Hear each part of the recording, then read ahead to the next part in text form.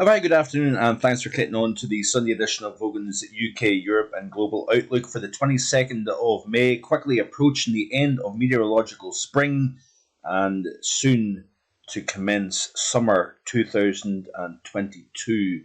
Of course, the summer forecast will be released probably in the closing days, if not the final day of May, and all will be revealed as to what that summer forecast has in store. But looking at the global temperature anomaly for today, Sunday 22nd, we do have a global temperature anomaly at 0.1 Celsius above normal. Northern Hemisphere 0.3, Southern Hemisphere 0.2 below normal.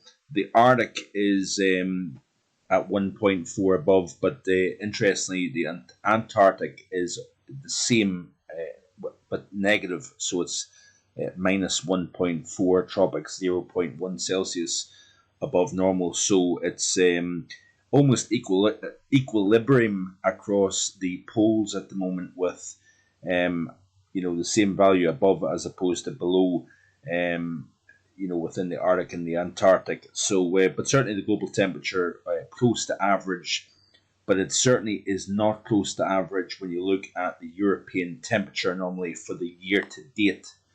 And of course, it has been a very, very warm start to 2022 across the continent. Now, the cold anomaly that we had somewhat across Iberia is quickly starting to reverse with the warmth that we're seeing at the moment.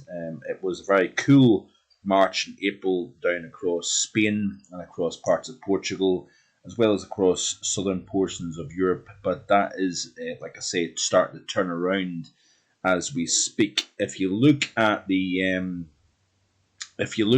global temperature, sea surface temperature anomaly here, I don't think there's really any surprise in the sense what was going on at the moment. We've got, of course, a very warm Europe. It has been the case throughout the first 5 months of 2022, and at the moment it doesn't look as if there's going to be any reason to see a turnaround in that temperature trend.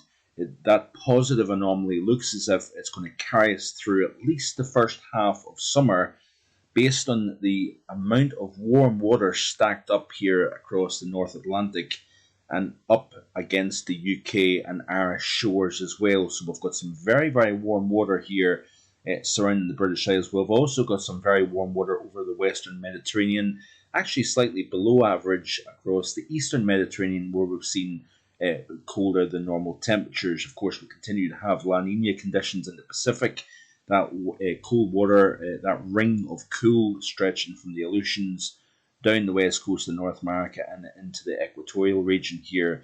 But really, there is a lot of warm water across many portions of the world at the moment. We see the ongoing heat wave that has been almost endless now since the end of March, the end of February, through March, through April, and through much of May. We've had exceptional hot temperatures across parts of northern India and into Pakistan as well, where New Delhi has seen temperatures as high as 49 Celsius. So just brutal, deadly heat that continues across the north of India and into Pakistan at this time, and that has been the continuation. The only saving grace, by the way, is the fact that we're starting to see the onset of the monsoon now pushing into southern provinces of India, and hopefully over the next several weeks we will see that monsoon continuing to track northwards, keeping the heat and starting to kind of suppress that temperature across the north of the subcontinent. Above normal waters, as you can see here, within the Indonesia region, North Australia, up across parts of the Northwest Pacific, where we've seen record heat in parts of northern China, into Japan, into the Koreas as well. And if you notice here, actually, with the global temperature anomaly here, we've got a tremendous amount of warmth across the northern portions of the world at the moment. Within the Arctic region, very warm compared to normal, right across the north of Asia, if you notice, and also, of course, Europe. we've got warmer than normal. The only very interesting standout areas actually is China, parts of Mongolia. Much of Africa is below normal, which is quite interesting. And of course, a lot of attention on the heat across northwestern portions of the Sahara at the moment. Certainly, a few folk I think would be surprised to see that Africa is actually colder than normal. Even North America colder than normal also here. So yeah, certainly a lot of things still to consider and still to look at. We will also have a look back at the April temperature globally and see where we're at versus the La Nina and what's going on within the lower troposphere. Going to be looking at all these aspects in each video as we go into the early portion of summer. But looking at the CFSV2, this is the upcoming 7-day temperature anomaly here. We've got low pressure across the north between Iceland and Scandinavia.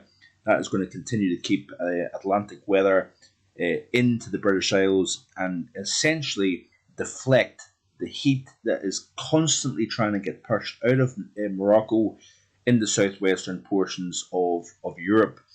There is this constant deflection with low pressure to the northwest of Scotland, constantly trying to keep that heat from coming north.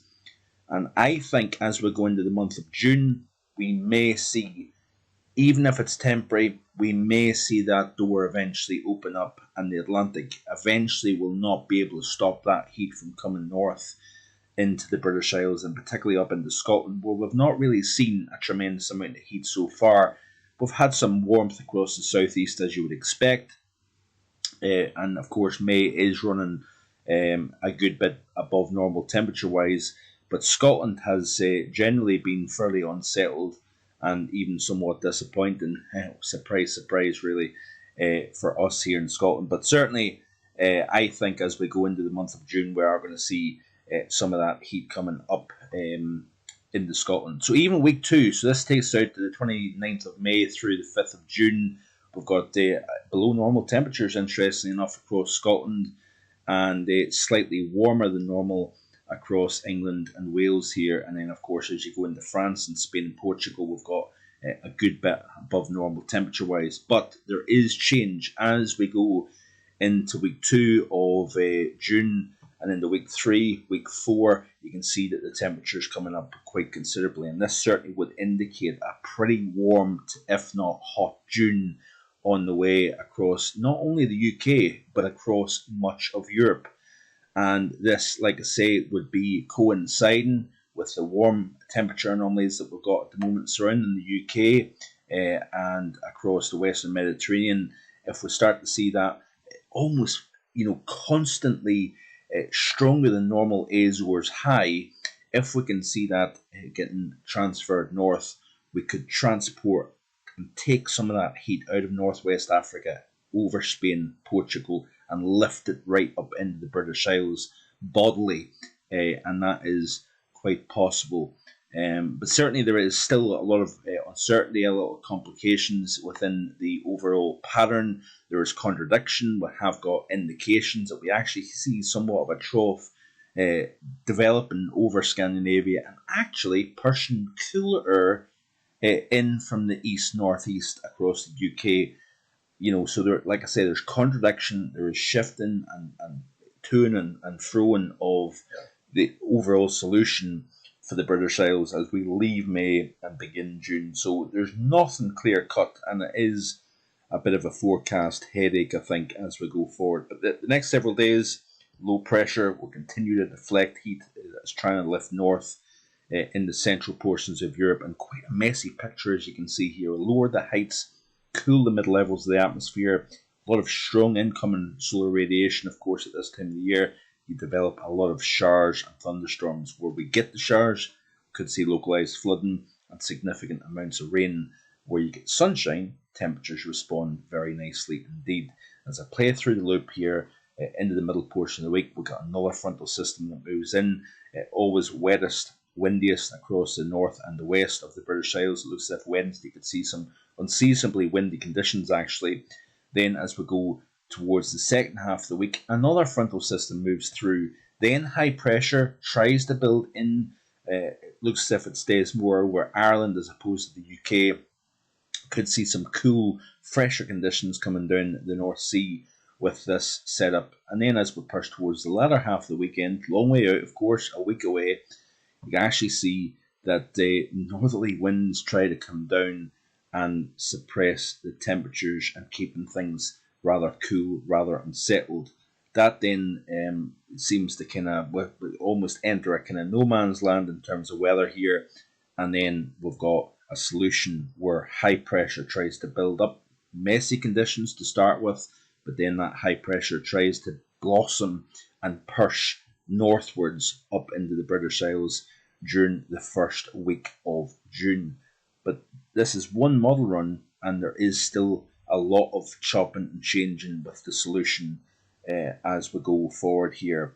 Looking at the current temperatures across the European continent, as you can see here, relatively fresh conditions across much of the UK, especially the west and the north. Quite a muggy feel actually the air today. I noticed that when I was out shopping earlier, that although the thermometer isn't reading a particularly high temperature, it certainly felt a little bit on the humid side out there. Down across the southeast where the sun is shining, we could see temperatures nosing 23, possibly 24 locally. Notice here France, fresher conditions here across the north. Some very warm temperatures across south central portions of France. Iberia is an interesting one. After 42.3 a few days ago, we've got the heat stacked up across the northeast interior, where we've got temperatures into the high 30s. Of course, it's the Spanish Grand Prix this weekend, and we've got temperatures in the Barcelona area in the high 30s here, but certainly much fresher conditions, as you can see, across the western portion of Spain and indeed across Portugal. Warmth continues here, but we are going to see a bit of back and forth. I think we're going to start to see increase in heat across the UK as we push into the month of June. And in the coming days, I will be building the forecast for the summer, and that will soon be released on markvoganweather.com. So as always, I do appreciate you watching today's video. I hope you enjoyed the content, and I will hopefully be back again tomorrow with more. Please like, share, and subscribe. I'll see you again next time. Bye for now.